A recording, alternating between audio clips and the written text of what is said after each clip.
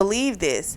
And Jack's like, it's not like we've been faithful to each other. And Sophia was like, I've been faithful to you. He's like, yeah, right. Chandler looks nothing like me. She's like, I don't know why he doesn't look like you. She's like, but we can do a DNA. He's yours. I have never cheated on you, even though you've cheated on me left and right.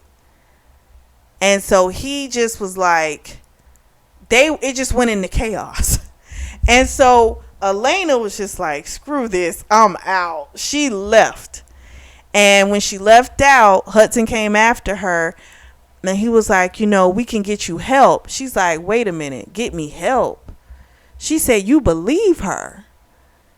And she's like, you're on her side. He's like, no, baby, I'm on your side. I'm going to do whatever it takes to get. And she just was like, you believe her. And she like threw the phone down. She told him to go to Japan.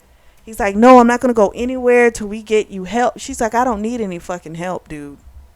And she just leaves and she goes riding on the subway. And when she comes back later that night, Brian's still there. And they have a long conversation. And Brian believed her. He said, I know you didn't do it. He's like, I know you. He said, when you do it, you own up to what you do. He said, and calling females is never, harassing females and stuff. That's not your MO. He's like, I know you. I know you were telling the truth. And so then when he looked, he also pulled up that phone log that she was trying to show. And he's like, it's got phone calls in here to the to the Aaron Trent guy's office as well as to the Sky Lounge. And she's like, so she's the one that canceled that meeting. And I figured it as much. Because as soon as she spoke with her, right after the meeting, she goes into work, meeting's canceled. I'm like, that's Celia. So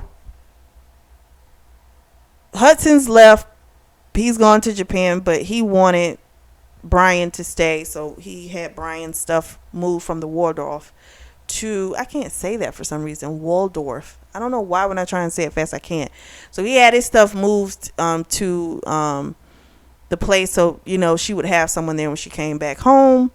And her and Brian just kind of talked everything out, and they were like, we don't want to be dysfunctional like them. We got to do better. So thankfully, seeing that demise of that family was like good for them, because they realized that is not the type of relationship that they want. And so he stayed with her a few days, and it was good. It was what they needed.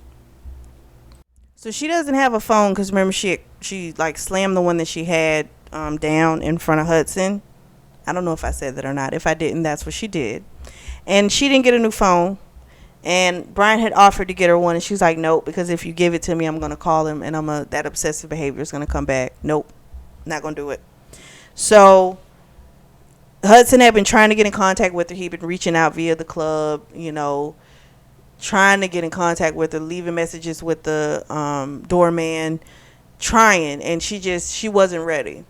So Mira comes to visit her, and because she's delivered a message too.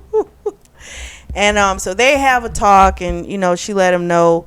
Mira let Elena know that after everything that happened, that Hudson had told Celia, basically, I don't want you anywhere near her, and if you can't be near her, you can't be me. So he pretty much supposedly just cut off the friendship. So she was like, he did choose you, She's like, I hear you, but he didn't believe me, and that's still kind of hard for me. So they kept talking, and she's like, you should go see him in Japan. You guys need to work this out. You love each other. And so she was all set to go, and then she went to the club, and he was there. So he had came back early and did a surprise, and that was part of what Mira was kind of helping facilitate. So they had a nice dinner. They were talking, and they apologized for the things that they did. He apologized for going behind her back and transferring David. And she apologized for talking to Celia and for not telling him about Paul. And so, they decided, we got to be 100% honest with each other if this is going to work. We just can't keep doing it this way. It will always fail.